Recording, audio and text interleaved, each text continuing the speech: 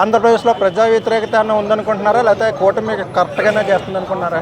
కూటమి అనేది కరెక్ట్గా అయితే ఎక్కడ ఉందండి, ఎక్కడా లేదు. కూటమి కరెక్ట్గా ప్రజా వ్యతిరేకత స్పష్టంగా కనిపిస్తుంది. ఇప్పుడు గడిచిన 9-10 నెలల్లోనే ప్రజలలో వ్యతిరేకత ఆల్రెడీ 6 నెలలు అయింది స్టార్ట్ అయ్యి. ఒక్క సంక్షేమ పథకం లేదు, ఏదే కానీ ప్రజల దగ్గరికి అనేది ఏమీ లేదు.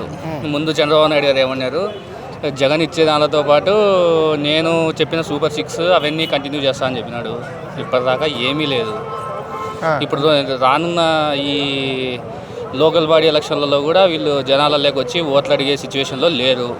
ఇంకా ఇప్పుడు తెలంగాణ ఎట్లయితే లోకల్ బాడీ ఎలక్షన్లు పోస్ట్పోన్ చేసుకుంటూ పోతుందో కాంగ్రెస్ గవర్నమెంట్, సేమ్ అదే విధంగానే మన ఆంధ్రప్రదేశ్లో కూడా అదే చూస్తాం మనం. నెక్స్ట్ ఇయర్ లోకల్ బాడీ ఎలక్షన్లు జరిగితే పూర్తిగా బయటపడిపోద్ది అంటారా? ఖచ్చితంగా పడిపోద్ది కదా. ఈ సర్పంచ్ ఆల్రెడీ మొన్న జరిగిన ఇప్పుడు టీడీపీ ఆల్రెడీ మొన్న బయటపడిపోయింది.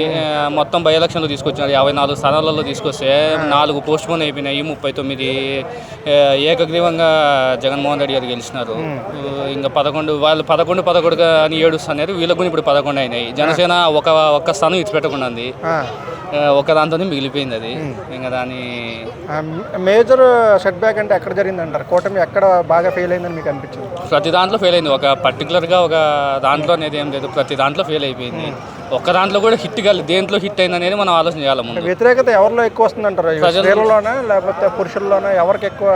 ప్రతి ఒక్కరిలో పురుషులలో ఏదో 1% తక్కువ ఉన్నట్టుంది. అది కూడా ఏదో ఈ మందు తాగే వాళ్ళందరూ బాగా చేస్తున్నారు కాబట్టి రోడ్లలో బల్ల పక్కన గుళ్ళ పక్కన పెట్టి మధ్యాహ్నం ఉంది కాబట్టి అది కూడా తాగే వాళ్ళందరూ కొంచెం ఏదో అనుకూలంగా ఉండేట్టు ఉన్నారు అంతే. మిగతాదంతా ఏం లేదు. ఒక్క సంక్షేమ పథకం లేదు. ఈ పెన్షన్ అని చెప్తాడు. పెన్షన్ ఏం చేసినాడు, వచ్చిన తర్వాత నేను 6,000 ఇస్తాను 4,000 ఇస్తాను అని చెప్పినాడు. అవేం చేసినాడు. దానిలో కూడా తెలివిగా 3 లక్షల పెన్షన్లు ఎత్తేసినాడు. ఇప్పుడు ఆల్రెడీ జగన్మోహన్ రెడ్డి ఇస్తా అంటే పెన్షన్ల కంటే ఇంకా తక్కువే ఇదాన్ని ఇప్పుడు అమౌంట్ వీళ్ళు ఇచ్చేది. ఎందుకంటే 3 లక్షల పెన్షన్లు తీసేసినాడు కాబట్టి. అయితే వ్యతిరేకత అయితే స్టార్ట్ అయింది, అది ఇంకా బయటపడలేదంటారు? ఇప్పుడు ఆల్రెడీ పడింది. ఆ విషయం వాళ్ళకు తెలుసు.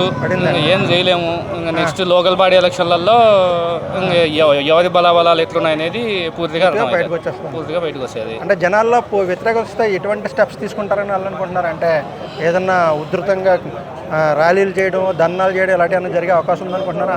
ఆల్రెడీ అవన్నీ అంటే మీరు అనేది opposition party last time Jagan గారి వ్యతిరేకంగా ఉద్యోగులు ధర్నా చేశారు విజయవాడ వచ్చి.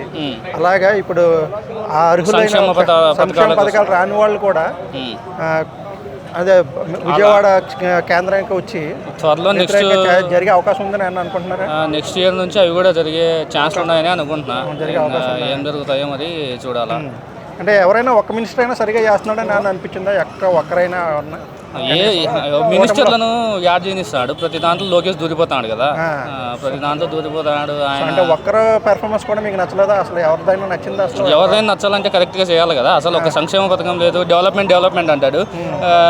ఇప్పుడు ఏమంటారు, సంక్షేమ పథకాలు ఇస్తూనే పోయిన 5 ఏళ్లలో జగన్మోహన్ రెడ్డి డెవలప్మెంట్ చేసినాడు. ఇప్పుడు సంక్షేమ పథకాలు లేవు, డెవలప్మెంట్ లేదు.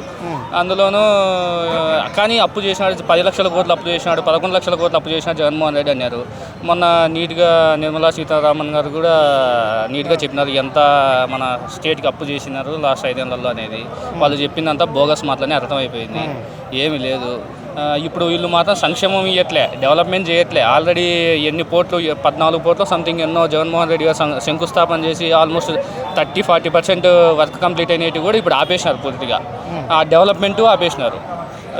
వీళ్ళు సంక్షేమ పథకాలు ఇవ్వట్లే. కానీ ఈ గవర్నమెంట్ వచ్చినప్పటి నుంచి అప్పులు మాత్రం చేస్తున్నారు. వీళ్ళు ఏమన్నా అప్పులు చేసి వీళ్ళు ఏమన్నా తింటున్నారేమో అది ప్రజలే అర్థం చేసుకోవాలా. అంటే ప్రజా వ్యతిరేకత పెరిగి గవర్నమెంట్ కూలిపోయే అంత సీన్ ఉందంటారా? అవన్నీ జరుగుతాయని అయితే మనం ఏమనుకోవద్దు. ఎందుకంటే స్పష్టంగా వాళ్ళకి కూటమికి 161 సీట్లు ఉన్నాయి కాబట్టి మనం అవన్నీ జరుగుతాయని అయితే మనం అనుకోకూడదు. కానీ నెక్స్ట్ 5 ఏళ్లలో జరిగే అవకాశం లేదంటారు? జరగడం అయితే జరగదు. కానీ నెక్స్ట్ 5 ఏళ్లలో స్పష్టంగా వ్యతిరేకత ఉంది కాబట్టి గవర్నమెంట్ అయితే రాదు. ఈ కూటమి గవర్నమెంట్ అయితే రాదు. అది కలిసి ఉన్నా రాదు, విడిపోయినా రాదు. Okay, thank you.